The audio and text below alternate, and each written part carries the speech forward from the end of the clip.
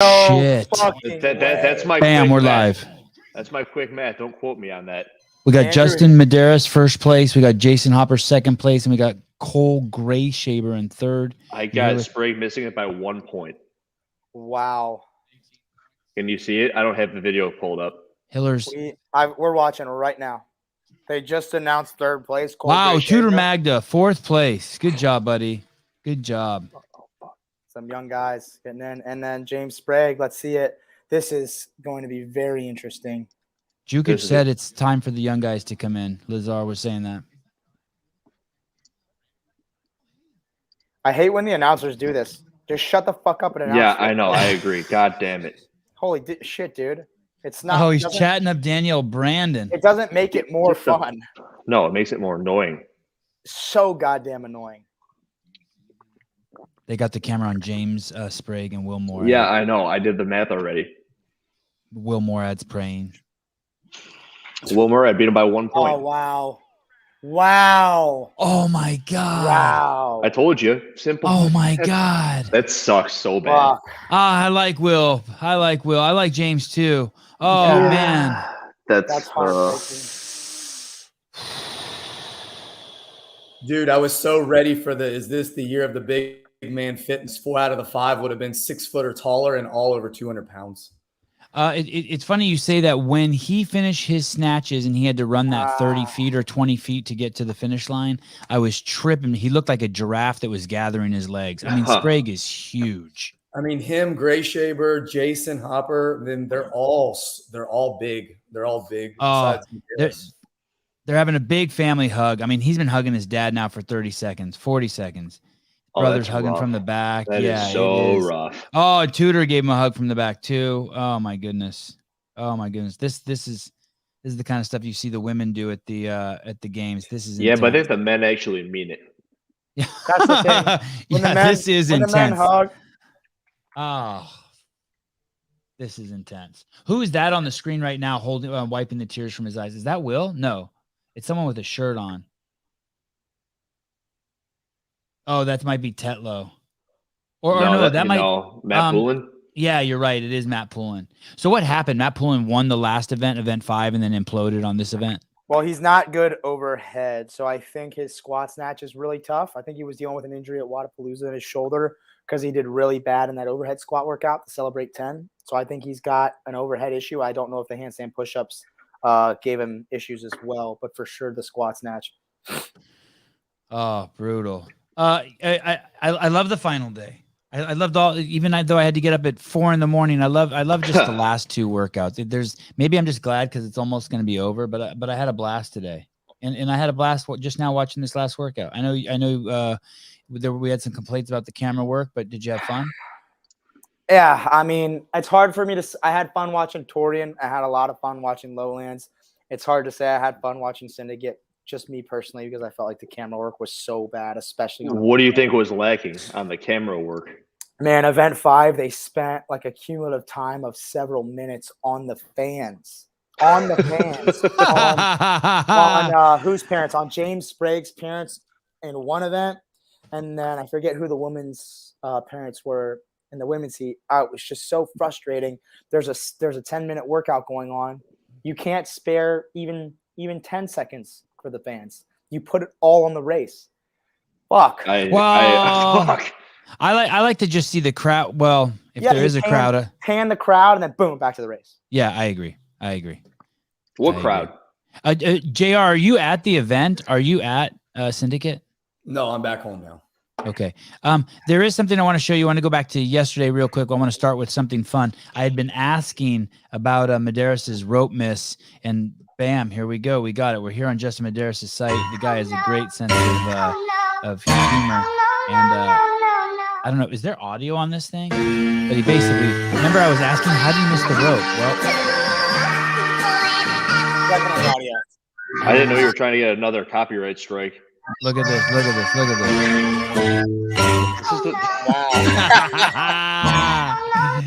So good, isn't it? It's like a grand total of 3 seconds. I know what you mean, though. The quote is, "I knew exactly what to do, ... but in a much more real sense, I had no idea what to do." Michael Scott. I don't know who Michael Scott is, but I'd like to know who the cameraman is, Office. Justin. Oh, it is? It's an Okay. I don't even Office watch quote. The Office. Yeah, I know that's The Office. I don't like The Office at all. I don't think it's that funny. Oh, it's so funny. Well, I don't know if the line's funny, but Justin Medeiros is funny as shit. I really like that. He Us is getting funny. I'm glad you found that hiccup. thus getting a peek at that. I have never seen anyone ride an assault bike as fast as I watched Oldest Upanik ride that bike. Come over on, there. you've seen people ride that thing faster. I don't know, man. He rode it like a 400-pound man. Did you guys see that? It didn't even look real. It was rather quick, yes. It looked like he was trying to give himself time because he knew he didn't have. James Newberry at the game, Ringer 1, faster than Yeah, That was faster, yes. that was pretty fast. Perhaps for the event, maybe Sevan. So I mean, you watched the road challenge. Did you watch some of those videos? Some of those 400-pound Yes, just ripping into that thing, doing giant 50 cals dudes. in 30 seconds. Yeah. I had a guy on my podcast once. I know you guys know who he is. I can't remember his name now. But he ripped a handle off an assault bike. Big guy, lived in San Diego, trained with Sam Dancer. He had lost like 100 pounds. Yeah. He had the huge marijuana fields. I can't remember his name. Yeah, that's I don't remember. Did you guys get up and watch that this morning over there? Get up for the Oh yeah, Bickle. Bickle. Yeah, wow, Hiller. Yeah, Matt Bickle. It's in there somewhere. It's like the limitless pill. It just needs to come out. Did you guys watch those events over there at the Torian this morning? Yep.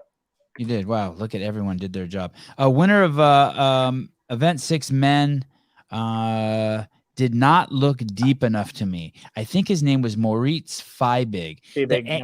Did you guys? That was also Lowlands. I thought we were talking about Torian. Oh, maybe. Sorry. Lowlands. Am I talking about Lowlands? Okay, Yep. I apologize. Which one do you want to talk about? German guy. We talked about Torian this morning. Okay, sorry. Shit, I'm all out of whack. Gotcha. Okay, so what Oldest we're was here in for. Lowlands too. I apologize.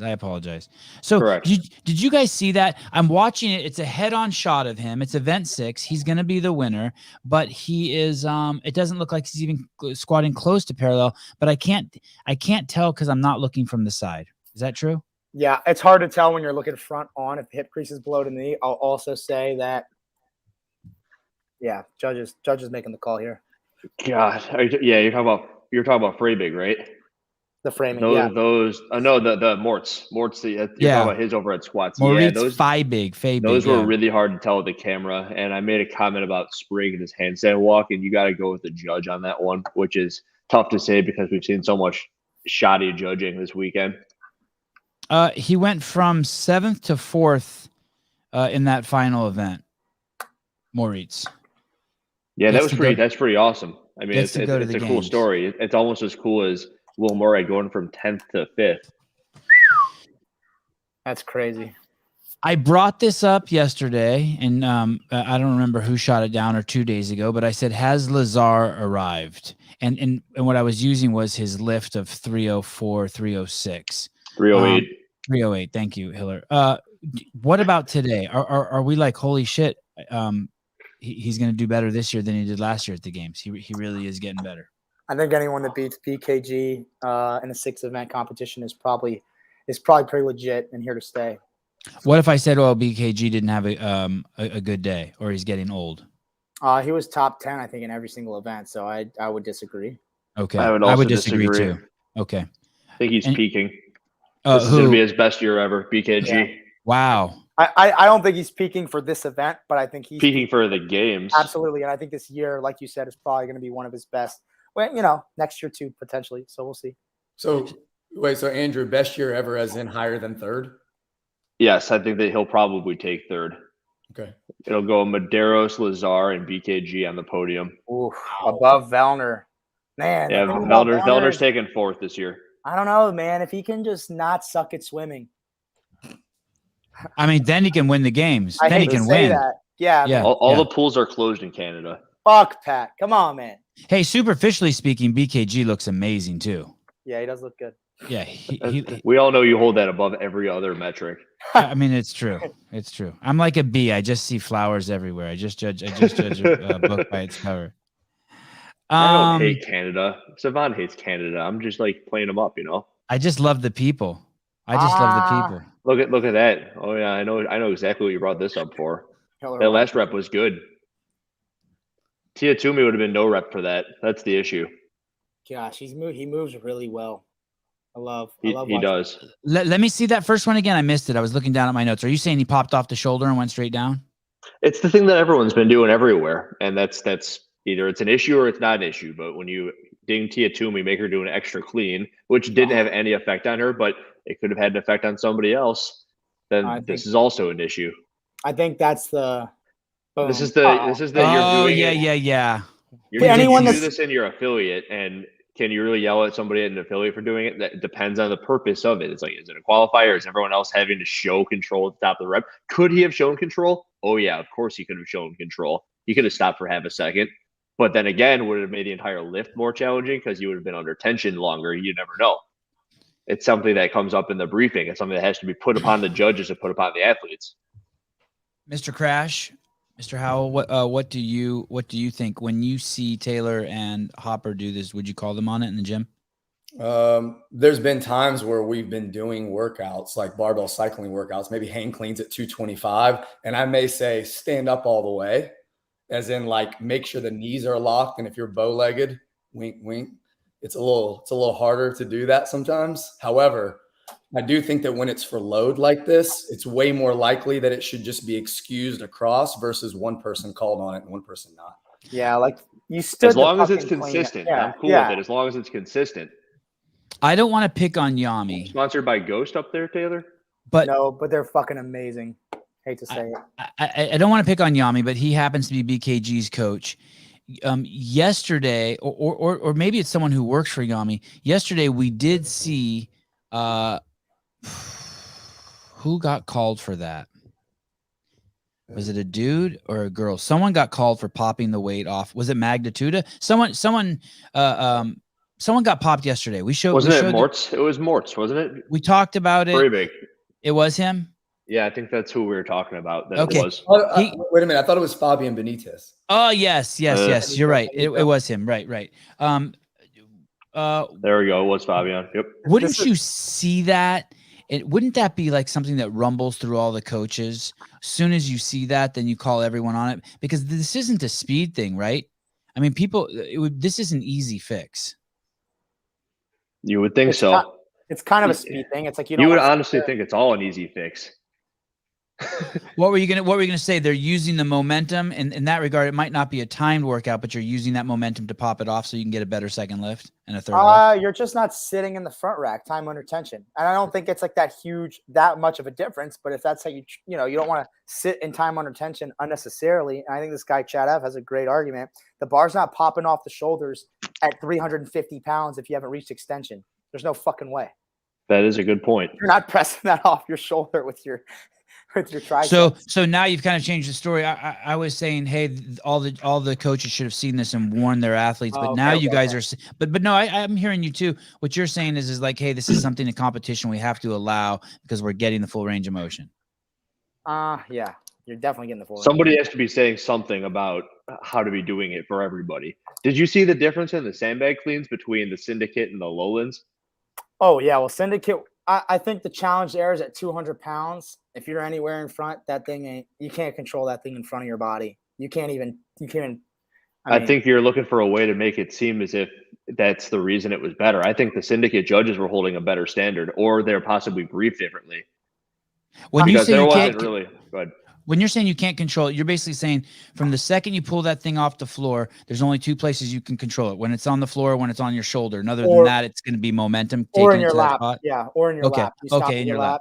But you're not going to get it here and then be like, oh, sorry. Probably with the 200, it's tough. But I agree. I think the reps generally at Syndicate were way better across the field. And when the no reps happened, they were like failure. They called him on no reps. Yeah. I saw Hopper get a no rep. Was a good call. Yeah, I probably am thinking of the same one. I'm like, oh, that was a good call by the judge. Like if they were over at Lowlands, they would have given him that rep. Yeah. As a fan, I want to hear the commentators talk about the no reps. He was side by side with Justin Medeiros. He got a no rep, and that's like something we need to know. And they were small and off in the corner. Is that the one you're talking about, Hiller? Like you had to be looking. The camera wasn't focused on them. Correct. But you had to be looking at. Yeah, those are the things we need to know. Those are the things that I think make put the tension and the drama in there. Or as I was accused of doing, sensationalizing. I heard. But then they're. Go ahead. It was interesting because I heard them talking about no reps and close standards on the ski wall ball workout on the wall ball depth. And I'm thinking to myself, out of all of the reps that you're going to scrutinize, 100 wall balls and 150 wall balls, let's talk about, like you said, the sandbags. Let's talk about the shit that's going to make a huge impact in the workout. I don't know why they don't talk about that. Did you hear during the final event for the female side of the Syndicate, there was the second heat going. There was a female doing muscle ups, and you could hear the crowd booing. And then the commentator, I think it might have been either Sean or Tommy, and they were saying how they've never heard booing at an event before. I did hear that. Isn't that messed? I mean, is it messed up? I don't know. Maybe the judge should have just been saying that the reps didn't count. I have a feeling that was the issue because you could see the reps were not up to standard. But the judge wasn't saying anything. Oh, and that's why people were booing? Well, that's what it looked like. Wow. Tommy, can you clarify for us why they were booing? I was trying to figure out. So we don't know for sure, right, Hiller? We don't why know for sure. Booing, it was like the series of things that it pointed to. It's like, oh, they're booing the fact that she's getting these reps. Do we also not know if this is actually Tommy Marquez or is this a fake? That's actually him. Hey, there could be 2 or 3 or 4 Tommy Marquezes. Like, who are you to? You can identify with anything, Thumb. I'm confused. Was that sarcasm, Hiller? I don't know. It's for interpretation. Hey, going back to those sandbag reps, something I noticed too, I think in rounds 1, 2, 3, and 4, Jason and Justin were on the bag within 1 rep of each other, and the camera would stay there for a couple reps. There was a distinct difference in technique between Jason's and Justin's reps. If you guys notice, Justin almost muscle cleaned it from the lap, released the hand at the top, and then followed it down. Jason almost used his hip on the way up and re-dipped like you would do with a barbell and stood up. Both really smooth and effective, but as someone in the audience, that's what I want to hear. I want to hear the differences in techniques with a movement like that, subtle nuances. And I think Justin does that or has the ability to do that because of a range of motion difference. I think for someone like me and Jason, we both do that with the D-ball and with the sandbag. It's so much more efficient when you're longer, breaking your back on the way up and going spinal to get that thing to the shoulder. Whereas I think Justin's a bit shorter, a bit stouter. It's easier for him to do that. If we're talking about the commentators and what you should be thinking about, how about the fact that Will Moorad beat everybody and their camera was never on him in order to say a word until he won. Oh, Will Moorad just won the event. or event 5, like you have James Sprague, Will Moorad, JR mentioned this to me, and Jason finishing within 2 seconds, and they didn't see anything. We're filming the fans. As much as I want to blame those guys, I don't think it's those guys' fault. Tommy and Sean? No, I don't know whose fault it is. But because they're watching them on, they're basically slaves to the camera. Yeah. So they're watching them on her. So the way I think it works is there's a couple guys on the field, and they talk to the guys in the truck, and the guys in the truck then talk to the guys who have the cameras, and then Tommy and Sean tell us what the cameras see. So if the guys if somewhere the communication breaks down, if the guys in the field don't see Will Moorad, or the guy in the truck doesn't tell the camera guys to film Will Moorad, then it's fucked. And then Will Moorad having one of the biggest comebacks really that I know of, and Brian would be someone that would be good to stamp that. But has anyone ever come back from a 10th into a 5th? So I think Tommy did mention that if Will Moorad pulled this off, it would be the biggest deficit comeback since 2009. Wow, that's fucking insane. And they only got the final second of him crossing the line for it. That's a shame. That's a shame. Okay, so Tommy says Sevan is correct. And why have these guys in the truck not heard this feedback over the past? Oh, they have. This is so hard for me to say, but this has been going on since day one. This has been going on since 2010. There's just fire them. Well, you're probably right. Sevan's I know what that's like. You just struck a nerve. He's like, no, don't fire him. Don't fire. No. I also want to say this. Yesterday in the comments, I saw someone said, Sevan, you'd be really surprised if you ever went to an affiliate what the people look like. Listen, you jackass. You take the cumulative knowledge of CrossFit, and I know more than anyone alive. And if top 5, if even the person who hate me the most would say I'm in the top 5. There's no one who knows more about how much money the company makes, how people are hired, more about the movements, the games, all that. Like a little bit of everything. I know more than everyone. I've been to fucking affiliates on 5 continents. I didn't go to the one in Antarctica, and I haven't been to one in South America, I don't think, which is kind of weird. Tell me, and I probably have. I just probably can't remember. Tell me, what people look like inside of a fucking affiliate. Okay, I lost my. They look like Sevan. So Will Moorad by 1 point. Will Moorad is 33 years old, and James Sprague, the young man he beat out, is 20. That's a pretty big gap. What do you got anything to say about that, Sevan? I mean, to be honest, I think it's biologically possible that Will could be his dad. I mean, you could have a kid when you were 13, yeah. So, but Will Moorad's been around forever. I mean, he can get one of those OG shirts that to get what the programming guys are selling. I mean, he's been around forever. Luca and Lazar. I know I don't want to beat a dead horse. I know probably people don't give a fuck about this, but man, their relationship is so intense for me to watch on the screen. You could see Lazar couldn't even enjoy the victory because his brother didn't make it. I love that. They're close. They're emotional. Here to a guy, he's fucking devastated.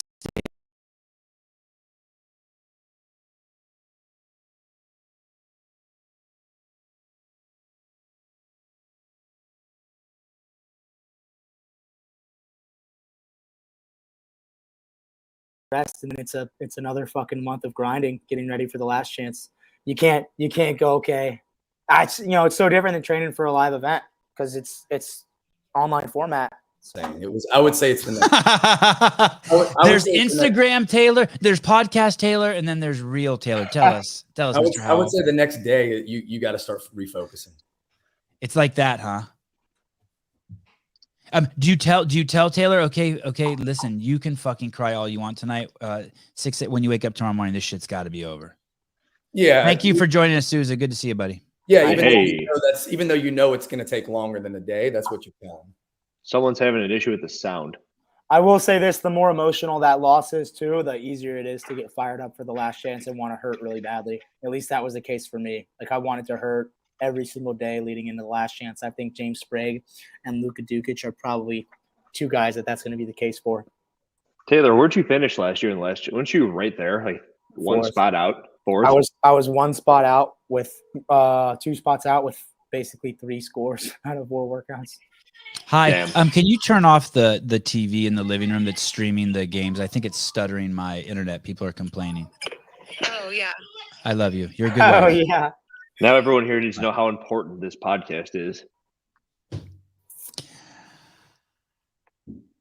Lazar, so that's what Luca will do. That's what all these last chance qualifiers guys will do if they need to get back on the horse first thing tomorrow. I won't say all. I would probably say, something Brian's talked about doing better scheduling wise is making the gap between missing out on the games via semifinals and the last chance qualifier be a little bit closer together, because you've got the people going in week 4 or 5 that are going to have a couple weeks before the last chance. Maybe and then you got the athletes this week that can probably take next week easy and then start to ramp back up again. So in a way, they've got a little more of an advantage. And the other thing is there are going to be guys who qualify for the last chance that are just so beat up and maybe even mentally fried from the season and grinding to this point. I think we saw that in last year's last chance, where you saw some guys who you would think were really fucking good just missed it in the last chance. Same on the women's side. So I'm not understanding. Are you saying bring the last chance qualifier closer to the semifinals or move it closer to the games? Move the semifinals closer together, I think he's saying, so that it's more. I just don't know how they would do that. Right. It's tough. It's tough. I still don't understand. You're saying after the 3rd week of the semifinals is over, get the last chance starting, get it going pretty quick. No, he's saying it's kind of hard. It's hard to see which scenario is best, but I think what JR wants is, okay, if all these semifinals happened in 2 weeks and then you had the last chance 4 weeks after the last semifinal. Oh, Then one semifinal has a 1 week advantage. It's not too bad of a discrepancy. Whereas week one between right now it's a 3 week advantage. right. Okay. Which is a lot. What are the real quickly? What are the benefits of splitting the semifinals over 3 weeks? Why not do them in 2 weeks? Is it for Coverage? Okay. Coverage, yeah. Okay. So everyone can go to the Torian and not go to the Syndicate. Okay. Yeah, next year I'm flying to Torian. Yeah, doesn't matter where you live. Lucas seemed like I don't know if you guys saw that, but he did stay perfectly still for a long time. They showed a picture of him in a deep squat up on his toes, and he was just holding his face. And he was like that for several minutes. Every time the camera panned back to him, he was like there. Another thing to note, I mentioned this yesterday. I mentioned it again. Different athlete. I think it was Baden Brown. But Lazar gets up there, and he gives credit to the Facundo and Mayhem. We just keep hearing mayhem. There's something good going on over there. Yeah, it's almost like they should program the semifinals. Or maybe they are. I like they are. I like what this guy, Bryce O'Connor, says too. He says, if I fail a test and my professor gives me a second chance, I kind of just have to go with whatever they say. Should have been prepared the first time. I don't disagree with that. That's a good point, Bryce O'Connor. Laura wins. The commentator asks her, "Is Tia basically beatable?" Is that a good question? Is Tia what do you mean? beatable? Is Tia basically beatable? Is Tia beatable? She basically says, "Hey, what are you going to do between now and then? Is Tia beatable?" Laura. What was her answer? She said, "We'll see." And then she said, "What are you going to do between now and then?" She said, "I'm going to train." She said, "What kind of training?" She said, "Outdoor training." It's always very uncomfortable for me to watch Laura get interviewed. I don't know why. Maybe it's because you had a great time interviewing her. You know what it's like. I need another shot. Yeah, I'm like a boxer who got beat up. Yeah, get her on here. Pull her in right now. Are we surprised that Freyova qualified? Shouldn't be. Brian picked her and said this was his last chance he was giving her, so maybe she heard him. She had one of those smiles on her face like the first time you do mushrooms, like it looked like it hurt. I mean, that thing was just like, she was pumped. Gabriela Magawa, I know she went. I know she's going. I know she did well with the first, fifth, fourth, second, and fourth, but does it bother her that she took third? Does she I get this feeling that she already sees herself as sort of an heir to the throne. Well, maybe it's fitting that the rope climbs were the thing holding her back then. Good point. What were you going to say, JR? I would say if it doesn't bother her, it's more of a problem. Yeah. Okay.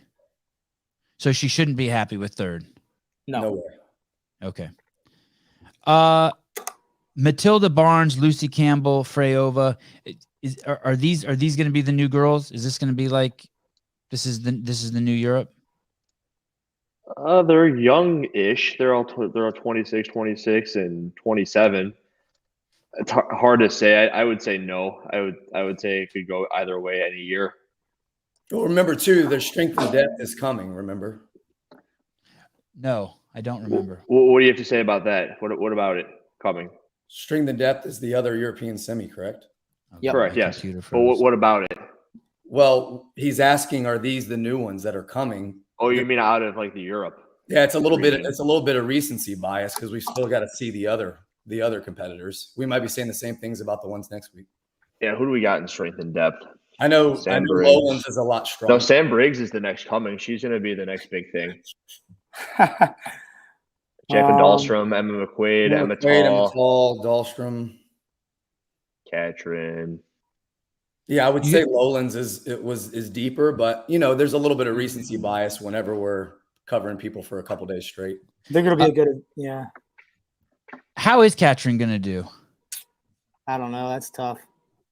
I think on the one hand, it's hard not to look at last year's finish for her and be a little underwhelmed and not give her much hope. But at the same time, she just changed her training environment and is back with Yami and Annie Thor's daughter and them. And it would be hard to imagine that didn't give her a really big push.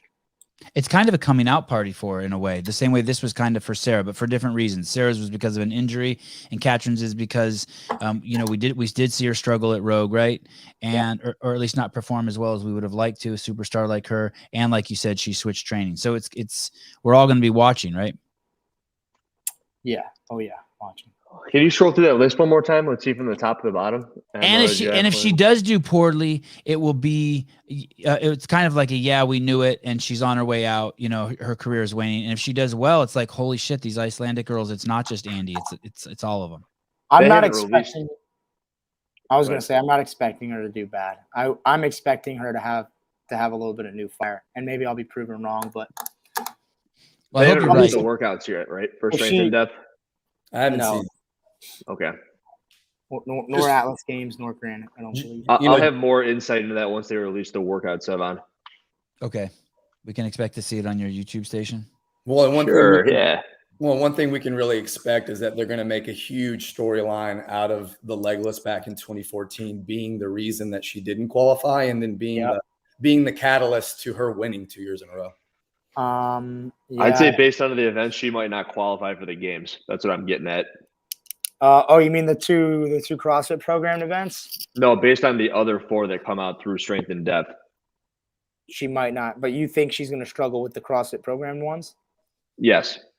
Man, if she struggles with legless 10 years later, 8 years later. Well, I mean, there's that one. She's never proven to be all that much better at them. I mean, if I think she's top third of the field in that, and she can make up with everything else. And that's why I'm saying it depends on the other events. So if it's like a Haley Adams deal where she can't do the lift, but she dominates everything else, that's good for Haley Adams. And it could be the same for Catrin as well. But if they are middle of the road, I think that she won't do all that hot on the legless one. And I don't see her doing too great on the lift either.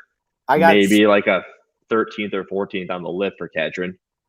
I think Sam's probably winning the legless, but I also think Sam's probably taking a bottom 25 or worse in the lift. I think she might not even finish that high. Is that last? Yeah, it's close. 25 out of 30. Yeah. 25 out of 30 in the lift. I don't know, man. I mean, a lot of these really strong girls I don't see being amazing at the legless. So who knows? I don't think it'll hurt. I don't know. We'll see. CrossFit Mayhem Freedom, first place. Yeah, it's in the final workout, they were the only team that didn't get capped. They looked different when they were sitting on the stage with the as the winners were announced. They looked different. What do you mean? I don't know what I mean. They just look different, like taller, shorter, older. Like younger. You look different. You're from the Midwest. You look like your gene pool looks tighter than mine. You just look different. Are you saying they look superhuman?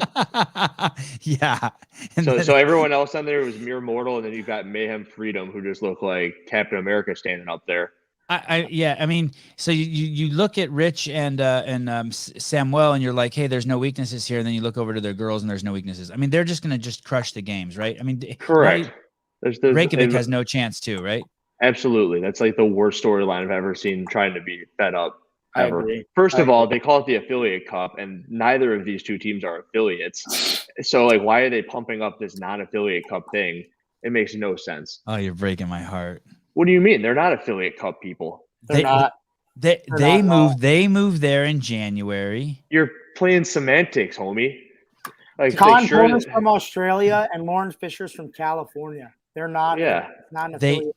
They play by the rules. The rules count. Okay. Yeah. They yes. What do you think about that, JR? I'm okay with that. I like that. I like this better than super teams. I like it that they forced you to have them move there 6 months ahead of time at least. Yeah, I like it better than super teams, but as far as destinations go and recruiting goes, kind of like college sports, we know that certain schools just are going to have the upper hand based on history, based on facilities, all the kind of stuff's going to factor in. What I was going to ask is, which is more of a lock, Tia winning or Freedom winning? It's a great question. Tia. Yeah. Oh, why? Because more can go wrong with Mayhem? You mean like they have 4 people that could get injured and derail them, or? That might be the only reason why. Yeah. That would be the only reason why either of them didn't win, right? Mayhem or like one of the 4 of them get some sort of sickness, and then they're just like a Ricky Garrard type of can't function. He's in the ventilator in the chair after that first workout, can't breathe, throwing up.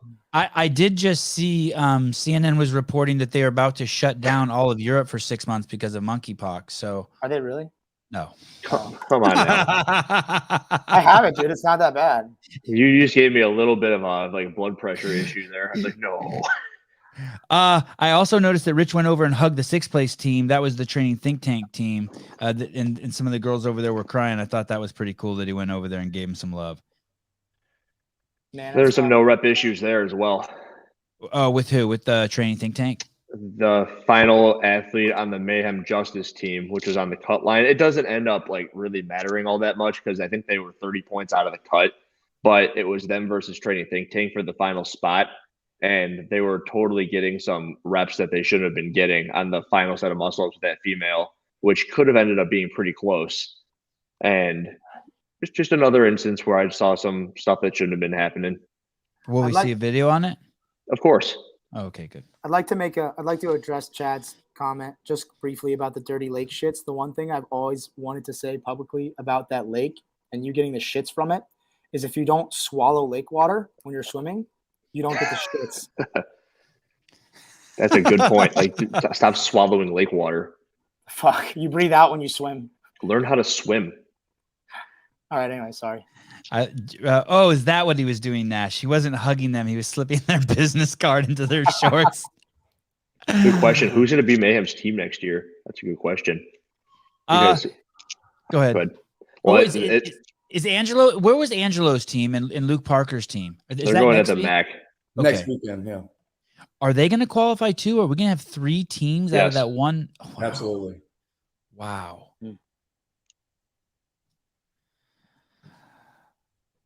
Were you going to say something, Hiller, before I go on? He's asking about who's going to be on Mayhem's team next year. Oh, that you want to talk about that? Yeah, just who's going to be on Mayhem's team next year? I mean, you just heard Rich say that he wasn't going to be doing that, right? He might be doing the individual masters. And then I think he's going to do the Sam team also still. said Sam said he's going to go individual, and then the girls are always talking about not doing it any longer for whatever reason. So, who's going to be the next Mayhem Freedom? And then you brought up Angelo. Is Angelo going to step into the role? I think Angelo's got a full-time job and a full-time life also. I know Luke would love to do it. He's game. I just don't know if he's qualified. I just don't know if he's good enough. He might be the only chance. What if Rich didn't let anyone use the name because the team wasn't good enough? No, you're just going to be Independence. Retire his jersey. You're just going to be Independence and Justice. You're not going to use Freedom. At the Syndicate, can we move over to the Syndicate? It's your show. Let's move over to the Syndicate. The Syndicate Event 5. How about those thrusters? Well, you know what? Again, I'd say 4/5 of the field looked pretty good, and then 1/5 of the field was getting away with it. You know who had some? But you know who had some tough locking out? I might after you say the name. It starts with a J. Hopper? No, Justin. I thought his lockouts were a little soft going in the middle. Ooh. He had a narrower grip. I mean, God, he's got beautiful overhead, but he was moving quick. I don't care. Well, see, there you go. You're justifying his bad movement. That's what always happens here. Everyone always justifies whatever could be going slightly wrong. Like there was a comment on that video I put about the sandbags. It's like in every sport there's judging issues. And it's like, yeah, but the judging issues are within the 1% to 2% realm usually. Like, were they offsides? Who knows? And when those sandbag cleans earlier that I put up, they're getting up to, like I said, to your nipples. And that's not even freaking close.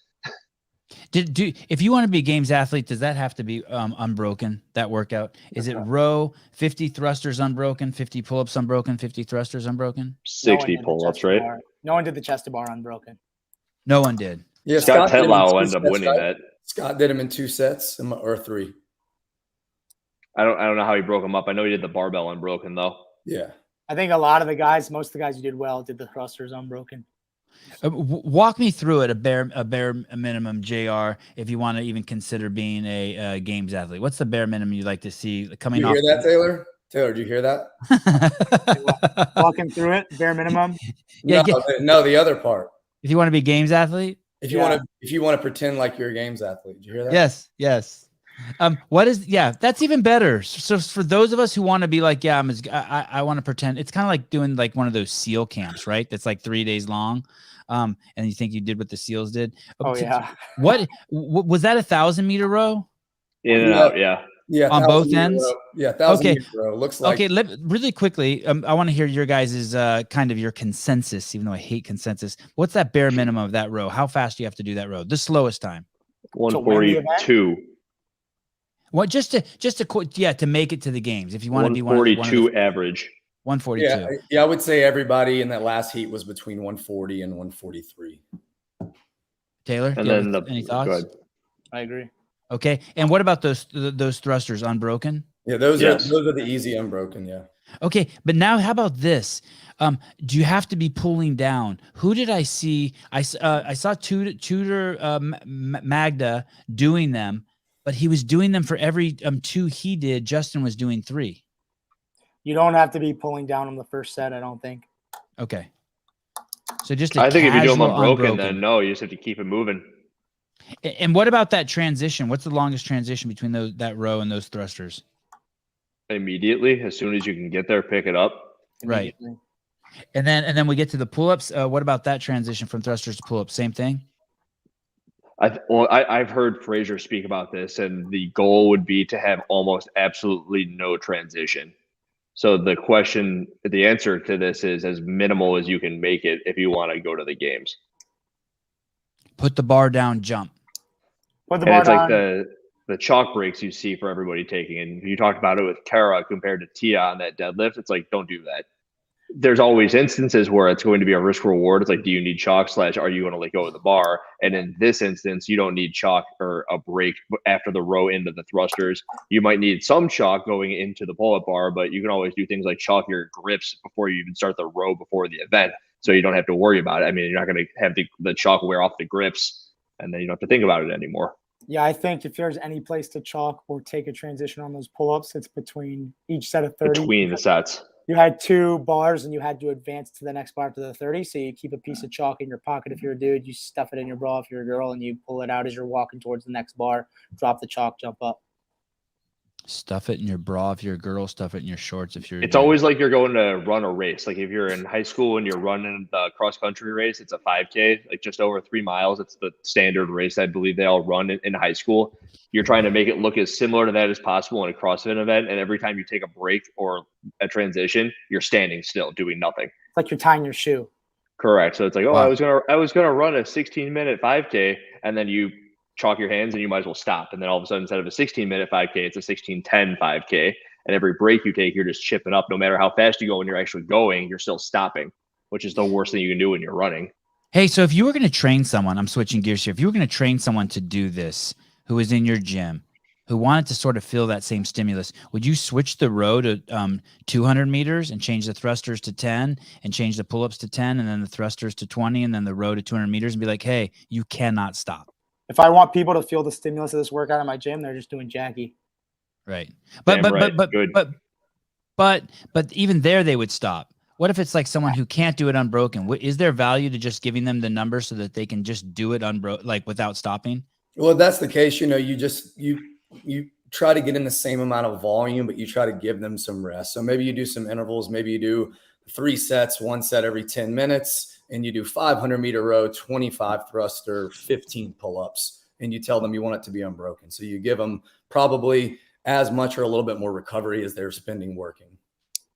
I'm going to do that, but cut it in half even one more See, time. this is interesting because we're putting more thought into an arbitrary affiliate workout than the event put into the workout in the first place, Hey, apparently. Sevan, if you want this, you pay us for this, okay? Is this true? Did Syndicate qualifiers get a free level 1 and level 2 course? Where are you reading that? Christian, is that in the comments? Yeah, it's in the comments. I don't know. I hope Torians did because Ricky needs one. What? I'm just talking shit about his squat. I'm just talking shit. Oh, I understood. Okay, I remember that now. The reason I say that is because the most coaching I ever got was at a level 1 and a level 2, predominantly the level 2. I feel like I'm the best mover there, and Donnie Forbes shat on me all weekend. Wow. Wow, are you still friends with Donnie Forbes? He's a good dude. I probably doesn't know who I am. He's Yeah. friends with Andy, but man, You know, he's a man of legends. I know he is. Legendary tales. I know he is. Let's talk about that off air. That's legendary tales. The women at the Syndicate who go in that final heat. Let me pull up. That is what when I see those ladies go, then all of a sudden you're like, okay, that's why there's levels to this shit, right?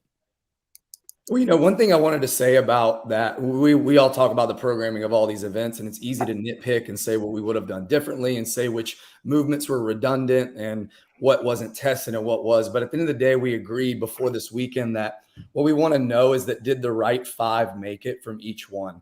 And I would argue for the Syndicate on this. You had a person that no one really knew in the lead after day 1 and after day 2.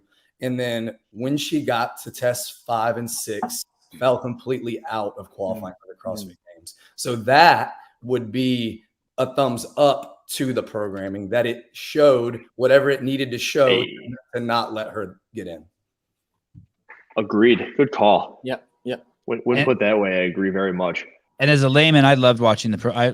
There was no workout where I was like, "Oh, this is just absolutely horseshit." I could have said that, but really, it's just the first 2 heats I don't want to watch. I just want to watch the good dudes and the good chicks. When you were bringing up Gabby and how you said no one knew who she was, have you guys ever watched American Ninja Warrior?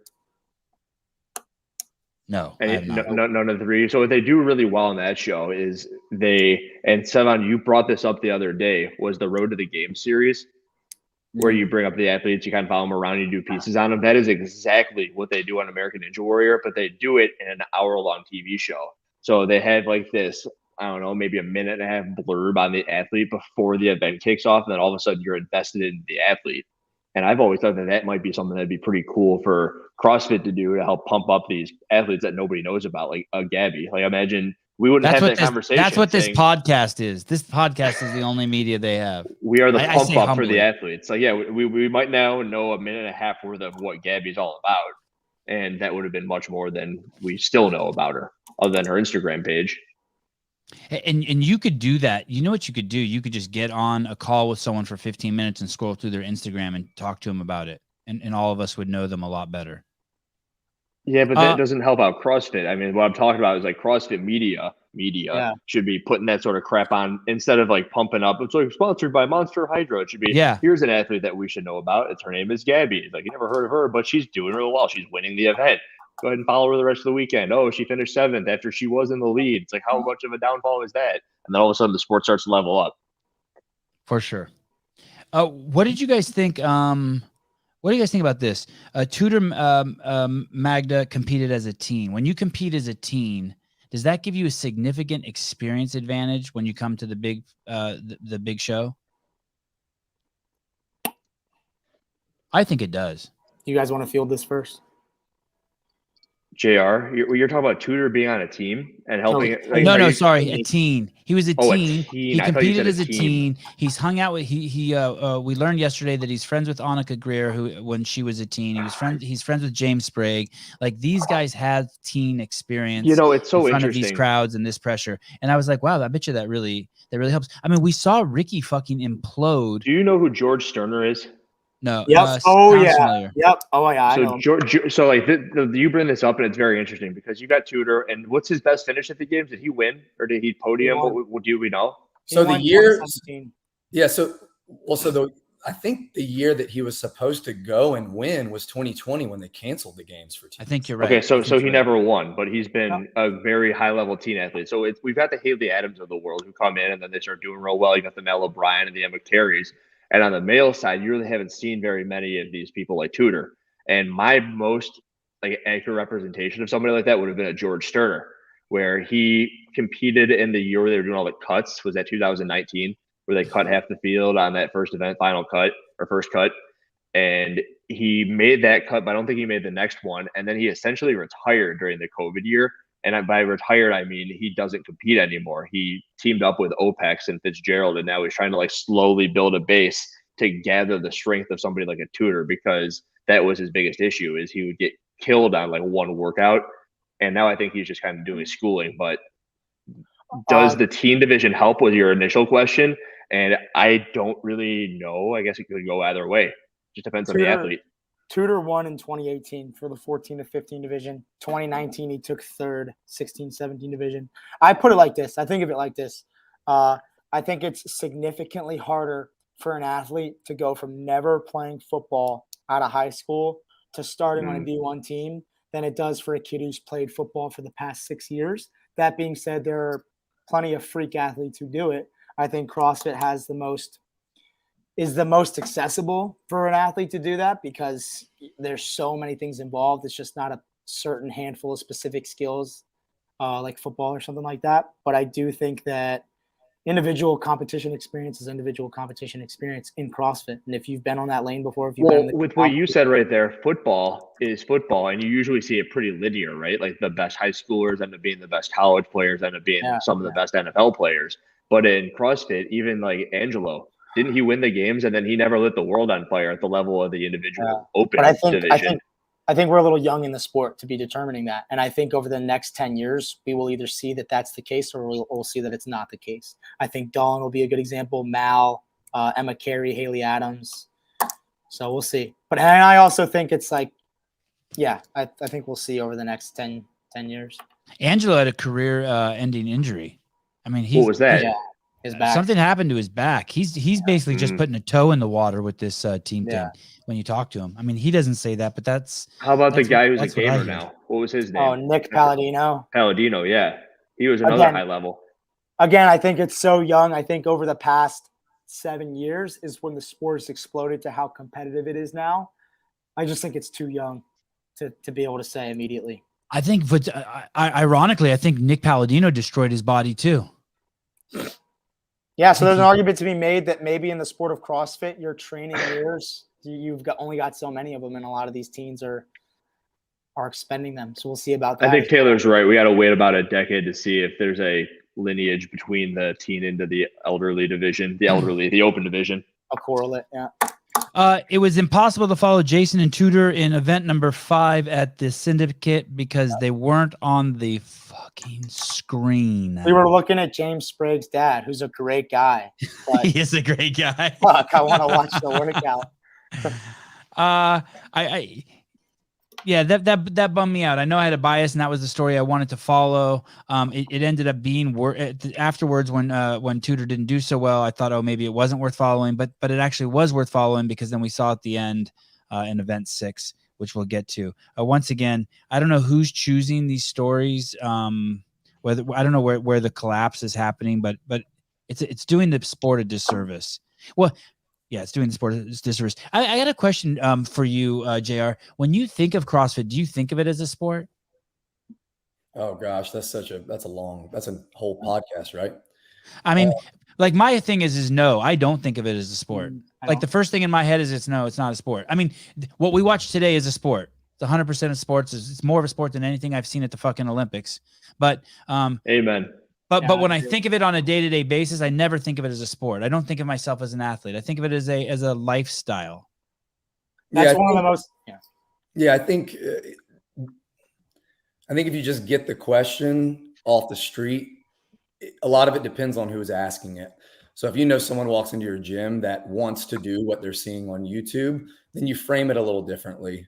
What is CrossFit, right? Can you come into the gym and jump into classes and work on things and progress to the level of a games athlete? Sure. But I'll always tell someone, I don't know how long that's going to take you, right? It could take you 10 years to do that. But if someone comes up to me and asks me what CrossFit is, I'll start off immediately with the training methodology, and then I'll separate that from the sport altogether. What if let me put on my pretentious, self-indulgent, fucking know-it-all hat. Enlightened. At the end of when you traverse to the end of the CrossFit road, no matter where you come in, eventually you end up on the highway that it's a lifestyle. Even if you come in and do the games, like eventually, even for Rich Froning, it becomes a lifestyle. By lifestyle, I mean who you hang out with, how you think, what you eat, how you sleep, the care you give your body, the friends you keep, the way you treat people, your integrity. Like, I just think it all at the end, for anyone who takes it to the end, that's what it becomes. Yes or no? It never stays a sport, even for people who it is a sport. I'm saying if that road doesn't go on forever, I don't think. I think the people that it is a sport versus the people that it isn't are so small, because I think so many of the athletes, even at the highest level, it's a lifestyle for them as well. Many of them are affiliate owners, coaches, and the like.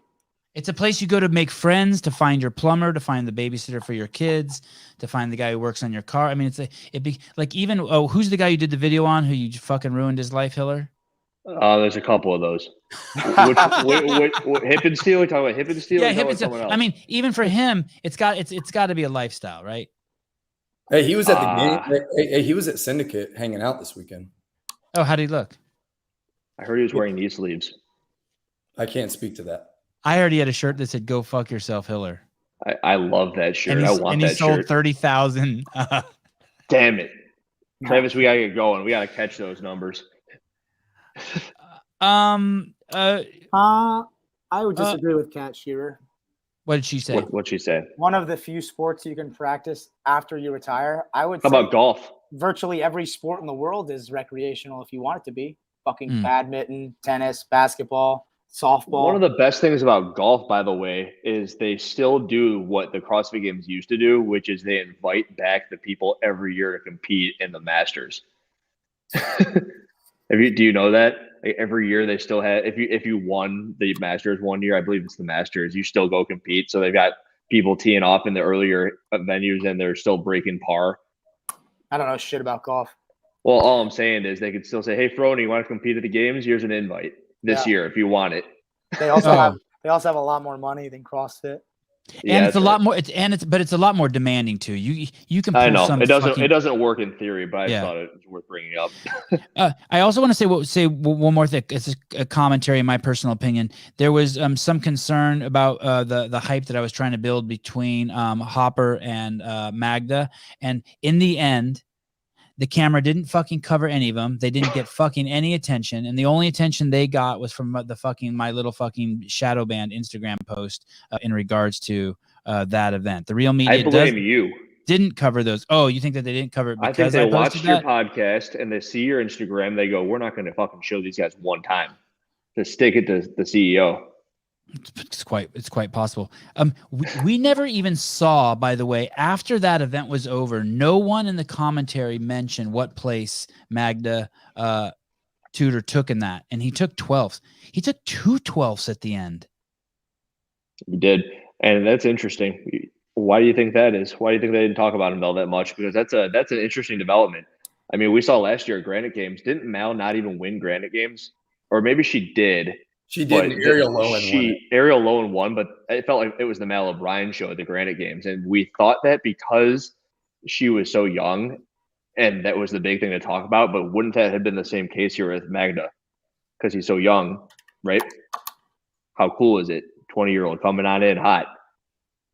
And dude, it's a close. It was look at 608 and 604. That means it went down to the final event. All right, well, maybe that's why they're talking about her, because it was a real battle for the championship. But Emma Carey, I remember I watched most of the Granite Games last year. She didn't get very much love that competition. Well, it's kind of hard to give anyone love when Mal won the first 3 events too.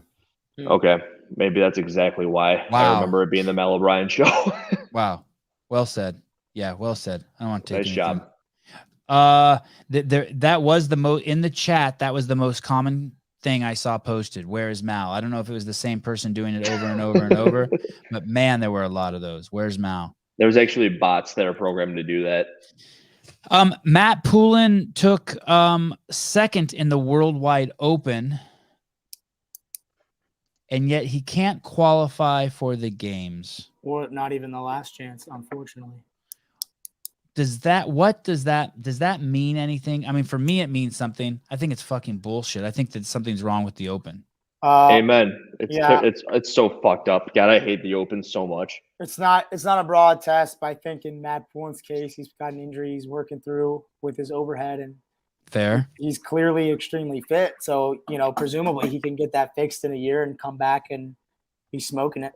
Dude, Sevan, you say it all the time. It's like the Open used to be arguably a bigger competition than the games. Like Yeah. whoever won the Open should have just like, oh, okay, you're up against the person Yes, who won the games because it's a bigger field of people they're competing yes, against. I think you could say arguably the guy who won the Open in the first 7 years of CrossFit was the fittest man in the world, along with the guy who won the CrossFit Games. When I was running the think you could say affiliate, that. we had a huge roster of people who were trying to be on the team. And I would always say, all right, whoever you finish in the Open is the place on the team. So when there were 6, there was 3 guys, 3 girls. And if you finished 4th amongst the females in the gym, it's like, all right, you're an alternate. That's how, but this day and age, it's like, it's very hard to do that same thing. Like the test is different. And that's why the whole, it doesn't matter in the Open thing, it drives me insane.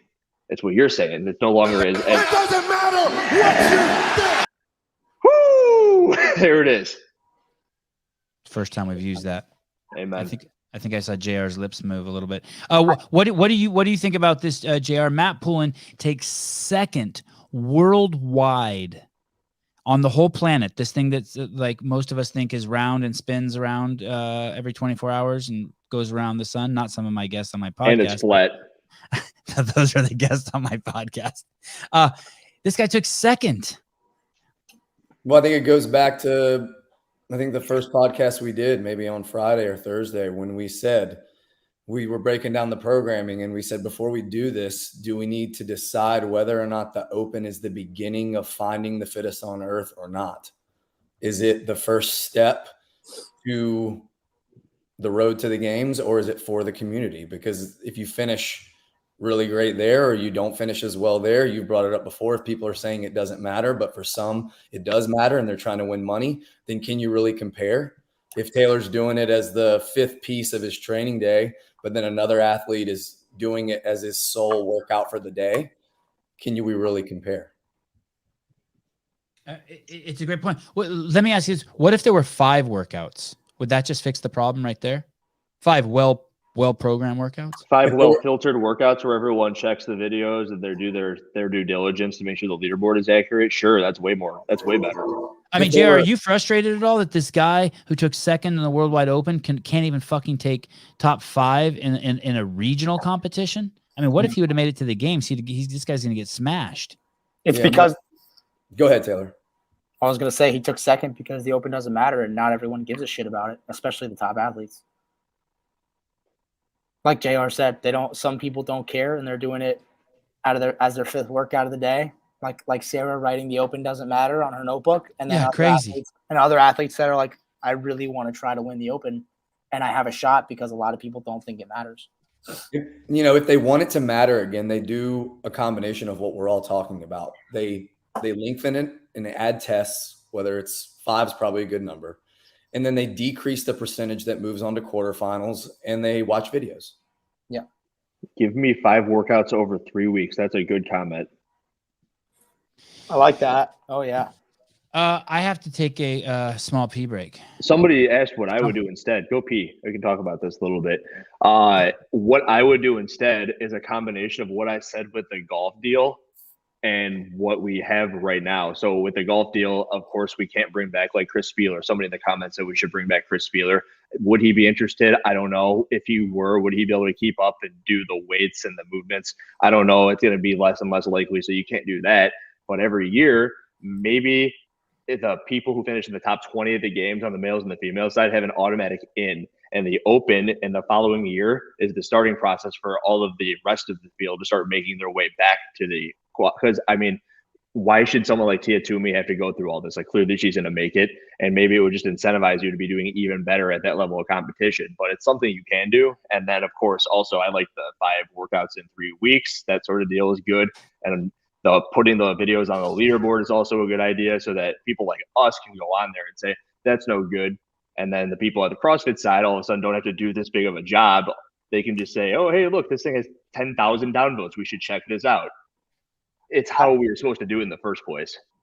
I don't know that I necessarily agree with the invites. I think 5 workouts over 3 weeks and then take how about top 5? Top 5%? Top 5 of each side of the CrossFit Games. Give the invite to the following year's CrossFit Games. Or maybe even the podium. I guess that wouldn't really solve the entire entrance issue, but I think that was just kind of a thought that I had. Like, jammed into the thought that was make sure you put the videos on the leaderboard. I like I don't know, man, because you look at a skill like golf, and that's something I feel like deteriorates a lot. I got one more thought that I got to throw out there. One of the biggest comments I said in retaliation to putting videos on the leaderboard was that you don't want everybody in every affiliate on the planet getting videos for these things. And I agree, like you shouldn't need that. But if you want to qualify for the quarterfinals, you better damn well have a video on your profile. I think that's 100% good. And I also keep on bringing up this brute strength podcast with Shoemaker on it, saying that top 10% is too many. I think top 10% is too many. I think 5% is good. I think the problem with a open invite, even to the top 5 at the games, is that whereas something like golf is, I feel like it's a technical skill and a technical sport that probably deteriorates a lot slower than your fitness could. That's why I said it doesn't really work. Yeah, I think, and the other comment I want to address is this guy was talking about Lefteris Theophanitis winning the Open in 2019 in reference to the 5-week thing not really mattering. Yeah, he was on Nandrolone. He was on Nandrolone, and he fucking cheated in a bunch of his videos. You could see him cheating his measurements, so that's kind of irrelevant. What's a Nandrolone? Yeah, that's Decadurablin. I don't know what that is. That's a 12-month Good answer. Good answer, Taylor. That's a 12-month clearing steroid. Nandrolone, also known never as coming out. Nandrolone, also known as 19-nortestosterone, is an androgen and anabolic steroid which is used in the form of esters such as. No, I just want to know how strong it'll make me. What is this bullshit? Well, it's really good for your joints. That guy Lefteris looked like Prometheus from the movie. He did. Yeah, Prometheus stole fire from the gods and brought it to humans. That's what I remember from college. Let's talk about your boy Jason Hopper. He got let's talk about. He did great, right? We're really happy with how he did. He qualified, right? Second place to the champ. Taylor, that's you. How do you feel about his finishing? Yeah, when I say your boy, that's your boy. Well, I mean, that question could be fielded by either me or JR, I feel like equally. But I will say that I think he had some mistakes, which he knows for sure, that he was very stressed about. No, I think that's what stresses Jason out the most going into this event is he knows that he's fit enough to beat anyone here or to qualify. But if he doesn't, it's because of mistakes, and I think the mistakes scare him. So cleaning those things up will help a lot. The other thing I think I note is that, he wasn't near the top at the strength event, which you would typically see him. And I think that's because he's been working on other things so much. So I really like the fact that he finished and he's pretty even across the board in these finishes. And I think, he's got some things to tighten up before the games, but I think he's going to have a much better games finish this year than last. I'm looking, I think it's workout 6. He did that was the one. Taylor Self. In workout 6, workout 6, he took 5th place and by less than a half a second, he was beaten by Griffin Raleigh. And Griffin Raleigh beat him because Jason was fooling around. He didn't. I think he finished the snatch and he didn't cross. Yeah, he wasn't. He was either looking at the stands, at his daddy Matt Fraser. I don't know what he was doing. Saying hard work doesn't pay off. Well, it didn't. It doesn't pay off until you finish the finish line. That workout paid off for him. All his hard work. He's worked on a lot of. Well, no. I was saying like he's over there, like Matt's telling him what to do, and one of the things Matt would say would be, "Don't let yourself get out of your sorts and lose by 1 second." Because it's less than 1 second. Do you see? I'm not saying he's not fit enough to do it, but because he was like, It was so close that, and Griffin Raleigh knew he did it. Do you know what I mean, Jason? You just hate to see that. It's a guy we love so much, and he's looking this way, and someone passes him on the side. Well, I think the other thing to think about is Jason at that point had a top 5 spot locked up, and he's probably enjoying his moment. And Matt's had those moments at the games. Granted, it's a different place. You're at the games locking up first place versus a regional locking up second. But for Jason, it's his second year. He's had a lot of fear around qualifying or not qualifying, I'm sure, after last year. And it's a good fucking feeling to know that you did what you needed to do, and he's enjoying his moment. So you got that right. Griffin Raleigh also didn't have a chance. So what you're saying is, It doesn't matter. It does matter. I think it's a bad habit. I'll say if it's a habit, it's a bad one for sure. Mr. Howell? I would say that in the moment, the relief and the celebration overtook the urgency to make sure that he finished one spot ahead, because ultimately it didn't cost him one thing. It didn't cost him qualifying, and it didn't cost him any money. And if you talk about it at the games, likely you could be talking about not hustling or hustling being the difference of 10 to 20 grand. Then it's a big deal, and habits do take over. Yeah. But I can say from someone who sees Jason train 5 days a week and trains with him 2 to 3 days a week, that dude is completely different than he was last year. Completely different. That last workout, if that's the final at MAC last year, Taylor can push back if he wants, but I don't think he qualifies for the games if it came down to it. That guy spent so much time on upper body pulling and pushing endurance, on high level gymnastics movements and shoulder fatigue, like all that. I mean, he'll get to show it at the games. He's ready to go. He's in really good shape right now. I don't have a lot of pushback. I don't know if just that event keeps him out last year, but if it's the legless run and that event in the same competition last year, I think he's probably missing out. And I think he knew that throughout the year, and I think that's what gives him a lot of fear. And he's clearly fucking worked hard on it because he plays second in a deep field. Yeah, I'm sorry to clarify that. If that workout came down to whether or not he qualified or not. Yeah. If it comes down to qualifying or not, for sure. But he's worked really fucking hard. And because let me continue to pick on him. Go ahead, JR. Sorry. Go ahead. Because things he's been doing, things he's been training, he's trained for a full year for the games, right? Not for quarterfinals, not for semifinals. He's been doing what? He's been swimming twice a week. He's been doing higher volume, higher level skilled gymnastics because he knows that when he gets to the games and it's comparative to a bigger field, a deeper field, those are the things that he needs to make sure that he can clean up. Yeah, not the strength event. Exactly. Let me pick on him a little bit more here. Let me beat up on Mr. Hopper.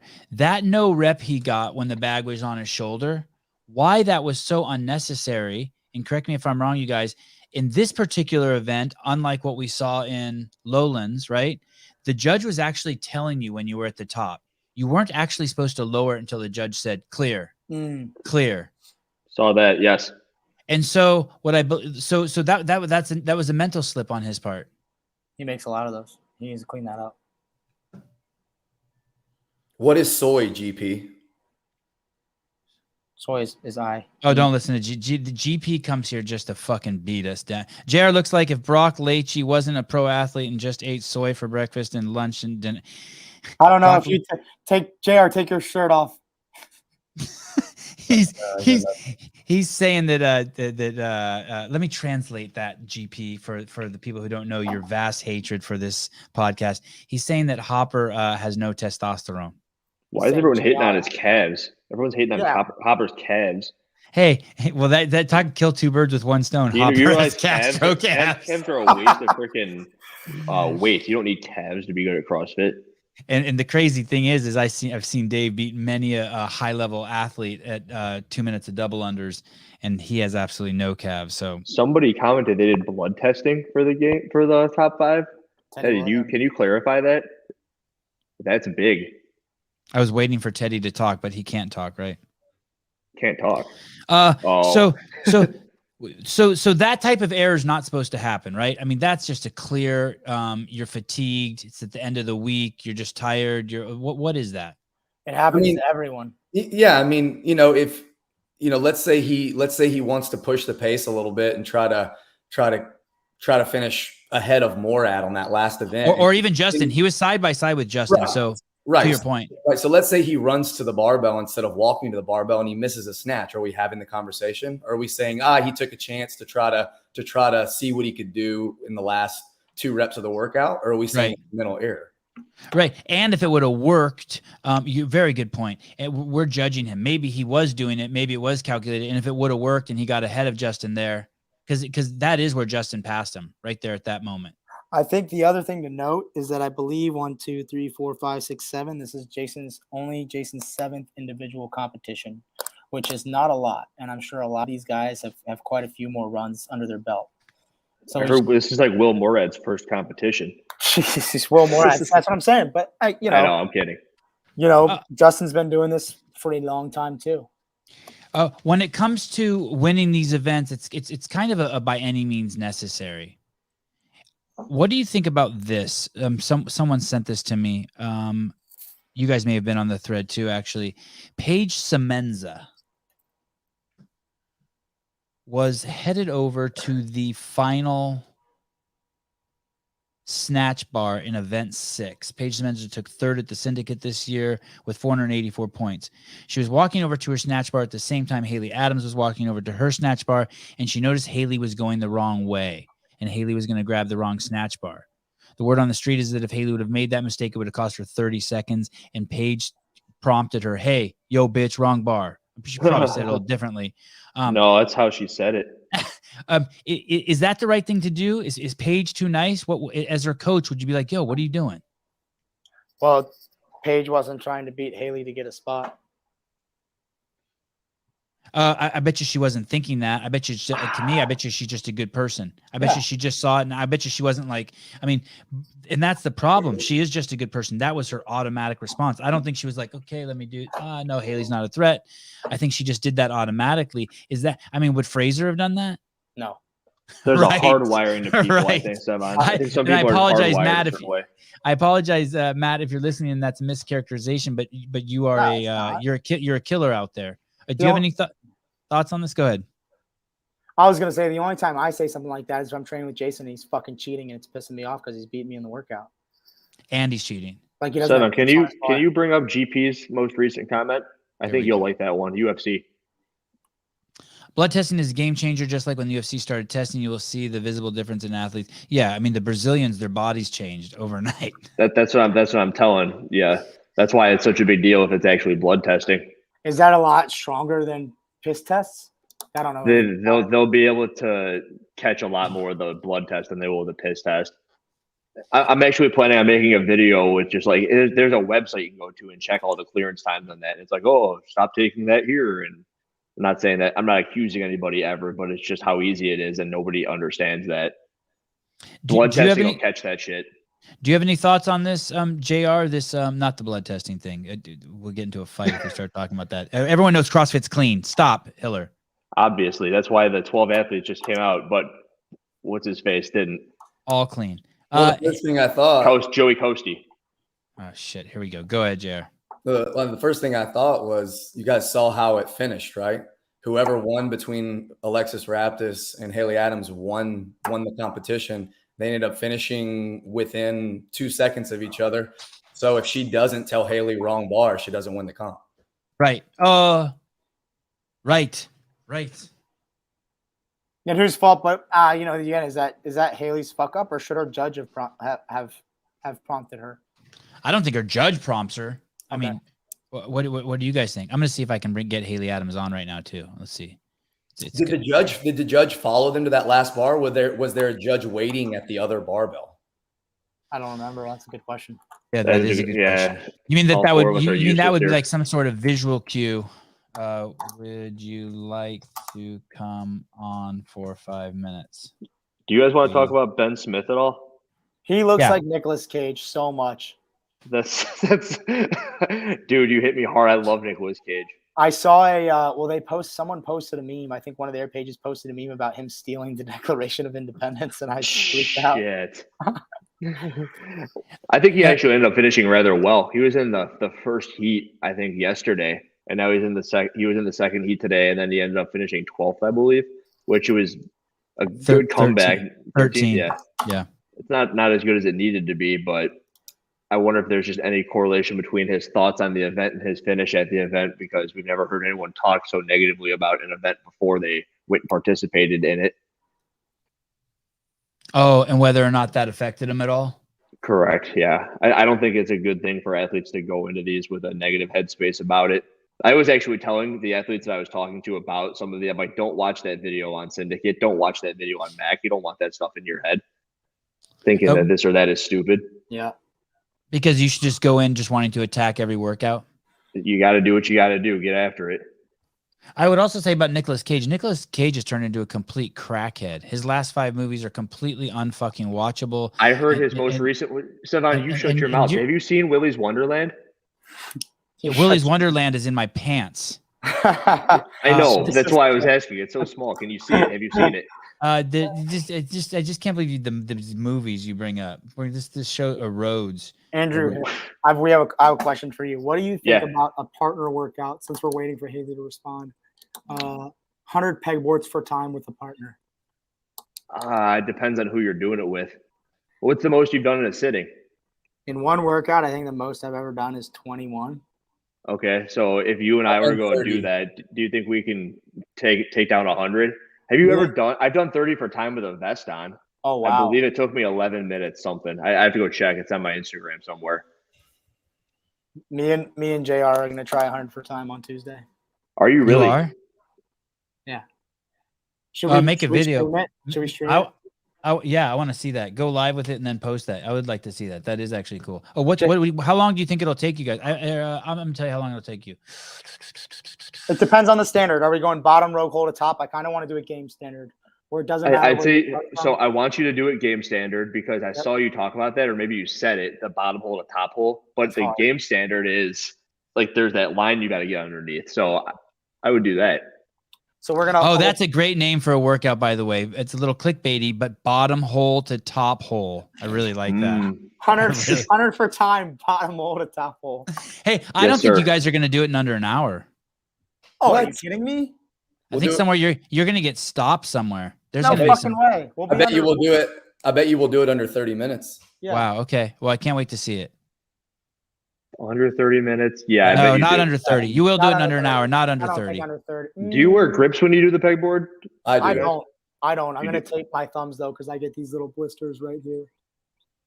What's the most you've done on broken, up and down, game standard? The most I've done on broken from bottom hole to top hole, I've never done game standard is 6.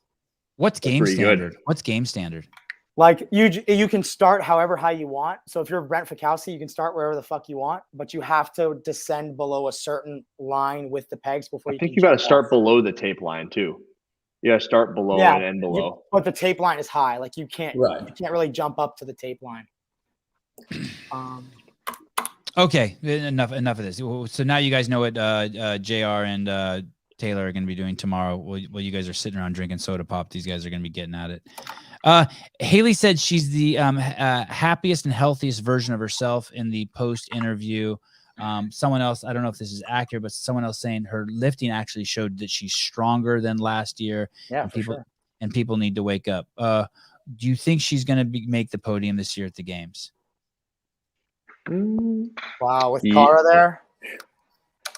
Sevan, the thing you don't realize is that the games not being programmed by Castro, anything is going to be up for grabs. Oh, that's a good point. We can't. I mean, I would say yes if it was programmed the way that we're kind of accustomed to it being programmed. But because there's no Castro, who knows what the fuck's going to happen? That's the thing. I feel like Boz likes lifting heavy, and it doesn't seem like Castro loves to run people at the games. He correct. So fucking much. But I like that because running is probably also correct. Basic. It's the most because you're good at it. No, it's the most basic human form of fitness. If you can't fucking run, you're gonna die as a human being. In up until recent history. So you're saying that it might favor these games might favor Haley. Heavy? No, I'm saying the games might favor people who like to lift heavy. Right. Because Castro is the one that liked the running. Okay. So you don't see Haley on the podium this year. Do you see her on the podium this year, JR? Well, no, we don't. There's only go ahead, Andrew. Well, we just don't know, but go ahead, JR. Yeah, we don't know. It's like he doesn't listen to me. There's only some things that you don't listen. There's only some things we know. We do know that there isn't going to be that rest day this year. Oh, wow. So they're going to go all the way through. There's all 4 days. Correct. So based on that, you would think that the volume per day late in the weekend may be tapered back and more evenly spread out over those 4 days. That being said, we also don't know, are there going to be cuts? On what days will they cut? How many will they cut? All that. They won't cut. You know why they won't cut? Because it's not popular. And they only do what's popular. We don't know shit about fuck. And this grind, I think that does favor Haley. The grind favors Haley. She's a tough SOB. I love it. She's a fucking savage. What a great reputation she has. It is a good. She does have a good reputation. Yeah. Haley's the shit. She's great. The final event, we saw Tudor Magda come out super duper hot. He was leading Justin Medeiros, and then he imploded. Was that a calculated risk on his part? Do you guys remember that? I think he's young. He's young. Agreed. Yeah, you never know. I mean, his coach may have said, dude, you got this locked up. Take a chance. See what happens. Yeah, that's true. Try to win an event. See where your limits are. Metcon 9, we've beaten the Panchik situation to death. If Sevan had anything to say about the Tudor coming out hot, he would say that Townsend told him to take down Hopper at all costs. Oh, yes. take Yes. down Hopper at all costs. That's what Sevan would say about that, and him coming out too hot. He probably wanted to beat Justin, which I don't. I would too. You're there, take a chance. I agree. Last event, you got 50 points between you and 6. Fuck it. YOLO. If he does win that, is that the kind of confidence you can carry into the games? Yeah. Yeah. Or is CrossFit not like that? No, if you win that event, that's a lot of confidence you can carry into the games for sure. Like Will Moorad.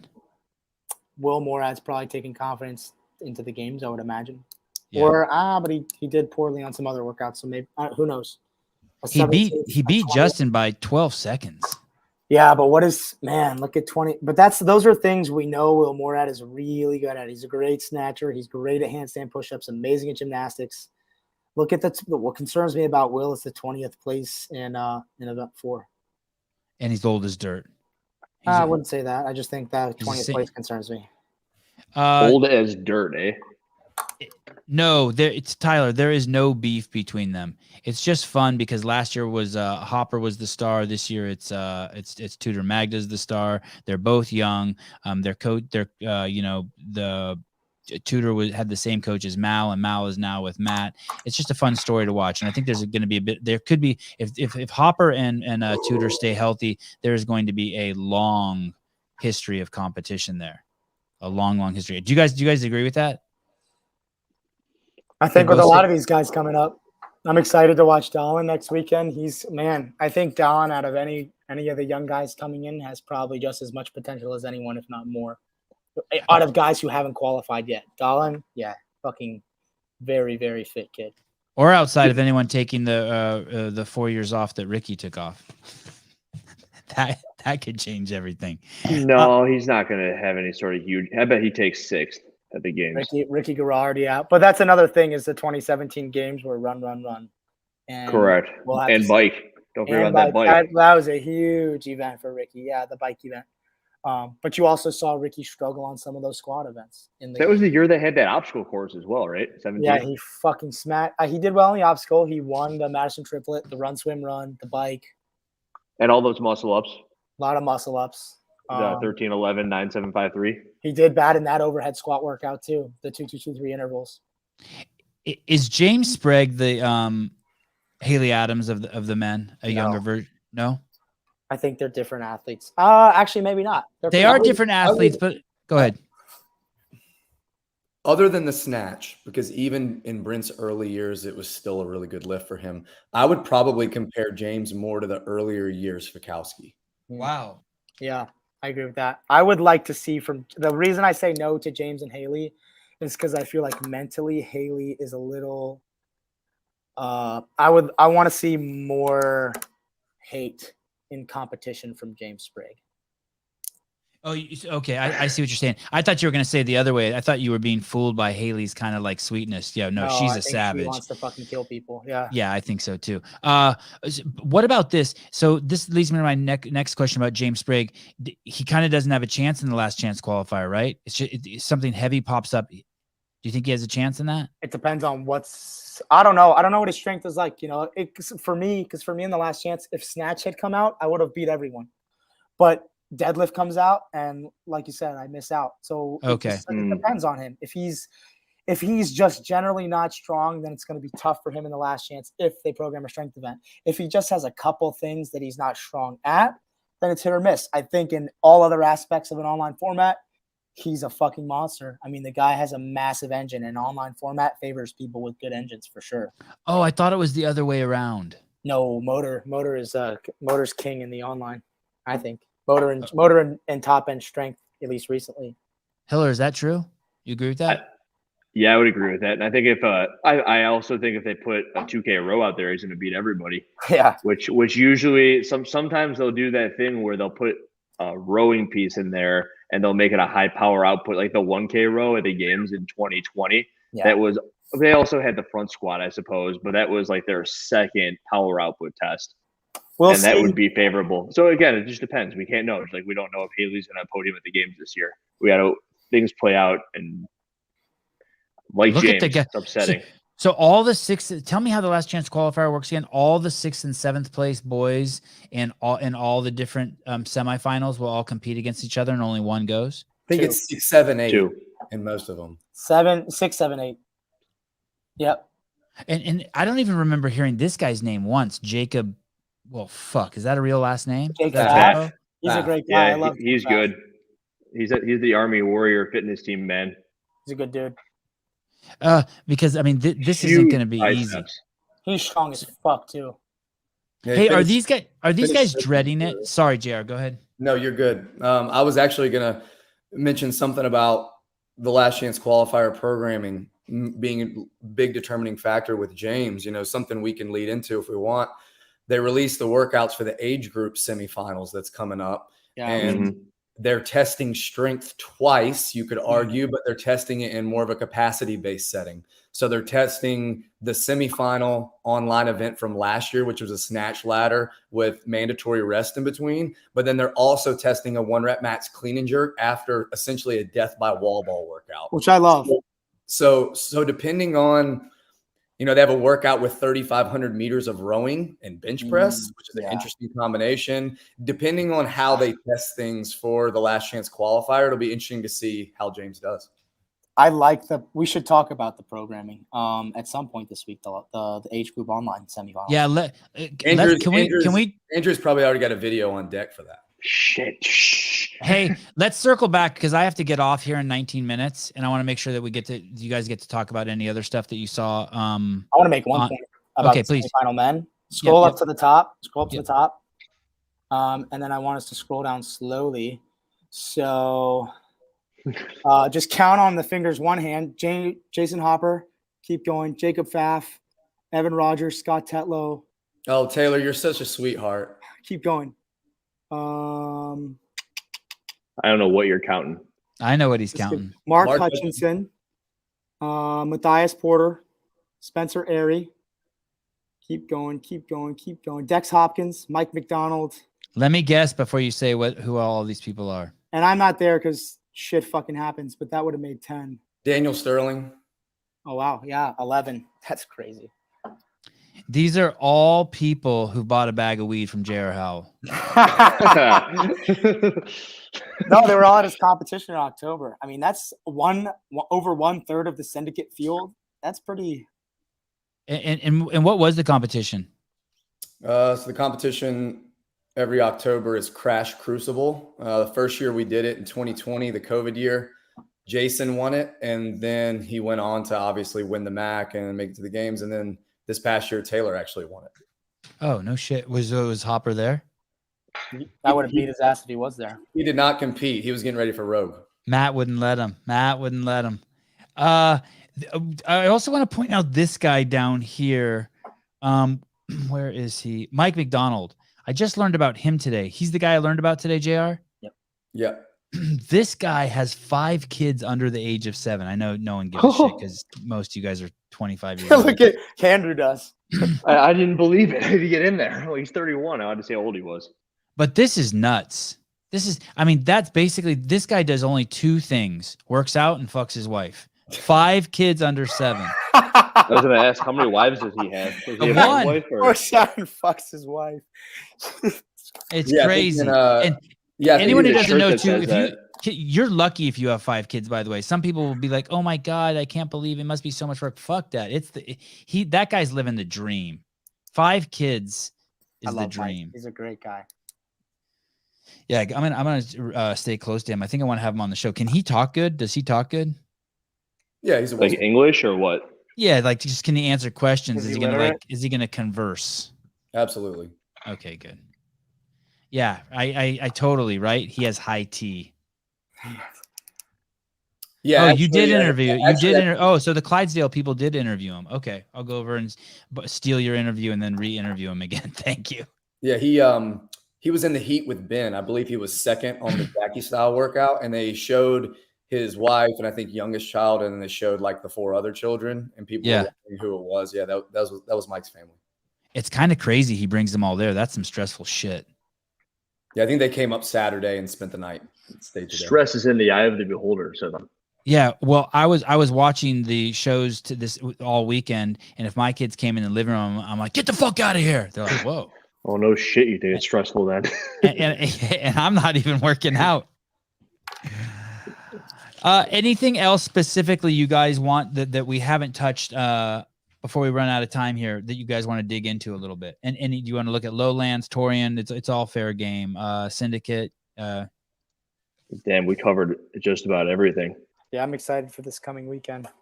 Let's just look really quick then over at the Syndicate women, and let's just take a look at this last chance qualifier. Ariel Lowen and Gabby McLeland and Christine Best. You're saying all 3 of those. Are any of these ladies like Ariel Lowen as a child? Is she like, okay, are any of these people going to be like, this fucking sucks, I'm not doing it? Or is it too far? You're just in it. Yeah, if you get to this point and you're working that hard, I think you're in it. And only one goes. 2. 2 go. Okay. I don't think any of these women will make it. I liked the workouts last year for the last chance qualifier. I thought love they were them. well programmed. Yeah. I think there's an argument to be made. They were a little lazy, but I don't like that argument. I think that Dave and the team were probably thinking these guys have been through now 3 tests. They've been 3 separate tests. They've had 3 workouts in the open, so 8 after quarterfinals. They've done 15 workouts. We don't need to reinvent the wheel, and they're probably beat up. So let's give them some simple shit, and it was pretty broad. That rope climb squat clean workout was sweet. I love that workout. JR, do you think that when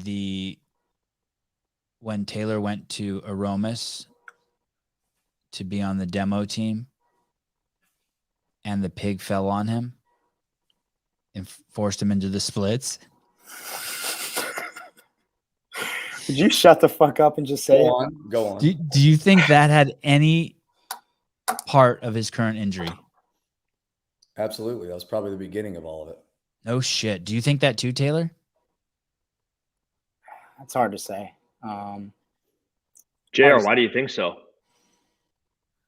Because he told me what hurt after the pig fell on him, and it was his shoulder and his knee and then his hamstring, actually. And we know that a lot of the stability of the knee and a lot of that can be affected by the hamstring. There was also a couple of situations throughout the year where actually one of them we were training together. I believe we were doing the semifinal online workout with legless rope climbs, rowing, and handstand walk, me, Taylor, and Jason. He came down from the rope and kind of tweaked his knee. He was kind of concerned about it, but said it felt better a couple of days later. So I think this was just the culmination of it being a little bit less than 100% over the course of a year. It's interesting you say that because I think that my elbow's all messed up as a result of a pec tear that I got 2 years ago. Wait, and I think it's just like a trickle down. I think JR's right. I probably re-tore my ACL at the ranch. Yeah. Nice question, Sevan. You're a wizard. Well, let's just go here then. Fuck it. You may want to use the bathroom here, Taylor. Do you think Taylor recovers? Yeah. No, not you. Quiet. Absolutely, if he wants to. Oh, I didn't like that answer. That's all that matters. Whether or not he What wants. answer did you want? I mean, I think I want to just hear fuck yeah, of course. Well, that's what I said, and you didn't like it when I said it. I know, but he knows. But J.R. Howell knows. He knows. I think JR's probably more spot on. I don't think best analogy you can draw there is you see pitchers in the MLB all the time go through Tommy John, and like some come back and some just shit the bed. So I guess it is what JR said. It's like if he wants to, we can do it. It's a different. It's so different. The reason I think it's different than Tommy John is Tommy John. There's an argument to be made that after you have Tommy John, your elbow's stronger than it was before. Well, just get the surgery on the knee that makes it stronger than it was before. Put some metal in there or some shit. That's what I'm getting. It takes a long time. Do you have a surgeon? Yeah, I've got a surgeon. And when do you get it done? I'm getting it's a 2-part surgery, and I'm getting the first part done in the first week of June. All right. Send we'll do a GoFundMe. No, send him some fruit baskets. That's what he wants. What are the regions that go next week? Mac, is it fittest in Cape Town? I was trying to look that up. So we've got week 2 is fittest in Cape Town and the Mac. I'm so sorry to say, just the 2. Next weekend I am spending the entire week with Greg Glassman. He's rolling into town. He's doing a big lecture here. I don't know what we're gonna do. Why can't we get him on the podcast? We can't. Oh, he doesn't want to talk about game shit. Well, then fuck that. Let's not talk about that. Get him on talk the about podcast, some other. man. Talk about something else. How come I don't see fittest in Cape Town on here? Oh, Cape Town. Okay. Because it doesn't matter. It doesn't, bro. Thank you. And what's the other one? There's Mac, fittest in Cape Town. What was the other one? It's just the 2. That's it. Okay. Oh, so maybe we can't cover them if it's just that 2. We could just cover the Mac. Yeah, week 4 is going to be fucking stacked again. Atlas Games and Strength and Depth. And week 3 will be fun too, because we get to see how Roman Crenny does at Far East, and Granite Games is pretty stacked. What is the news on that? Did Roman make it to the regional that he's supposed to go to, and that everything's playing out as it's supposed to? I haven't heard anything about him. I think he's supposed to be fine, but I don't know that he leaves yet. I think he's the one they're least concerned. I think he's the one people are least concerned about. What do you mean? Who would be the most concerned? Oh, I think the Dennis Samsonoff. Yeah. I don't think he's leaving. I don't even think he's going to make the he's not leaving. But he's not going to. That's the other thing about it is it's a Hamza? big deal. But that kid's not going to make it, even if he does go to the Far East. Unfortunately. You don't think so? How many spots they taking? 2? 2, and Roman Krennikov is definitely taking 1, and some of these other Russian guys are just fucking insane. Samsonov's a monster, right, man? He's really strong. Okay. I don't think he has a motor. I don't think he's got a good motor. Can we pull up Far East? Yeah, let's pull that up, the leaderboard. I like that. Let's see who's even registered. Far East men. All right. Alexander Ilin. Oh yeah. See, can he be beaten? Andrei Fedotov, another guy. Alexander Ilin and Roman Krennikov. I think those are the big hitters. I think it'll be fun. I think that event will be a good event if you're there, by the way, Gershwin. It's gonna be big. It's gonna be more packed than the Syndicate, I bet. South Korea is a fun place. Yeah, I would imagine it's pretty packed. Is Stas there? No, he's not. Or no? No, he's not there. No, Mike, you're right. It won't have a lot of coverage, but it will be ham radio. AM radio. Tomorrow morning at 7 a.m., I have Raw of Earth on, formerly known as Ronnie Teasdale. He was a games athlete. He is now a businessman, entrepreneur, spiritual healer. He's so cool. Man of many. What do they call him? He's like Taylor, a Renaissance man. Okay, thank you for tuning in. It sounds like we have some ideas for some other shows this week building up to the semifinals. Sounds like Taylor has some ideas. It was great getting to know Mr. Howell. Any final words you guys want to say to the crew before I turn us off? You got to ask Ronnie if he still eats his own semen. Okay. Oh my God. This is a children's show, Hiller. There was an entire podcast where he talked about that. Okay, it's not like it's a hidden thing. I'm pretty sure the term is essence or life source. And he was doing that while he was sunning his butthole while he was doing that. I swear to God, I'll send you the link to the podcast about if you haven't heard it. Hey, and do you know one of the tricks about eating your own semen is it can never be exposed to oxygen. So you have to get it just right off. Sevan, you know. Oh my goodness! Everybody, thanks for tuning in. Muscle, because then I can't, and I'm not flexible enough anymore to life source. That is why we are not real media. We love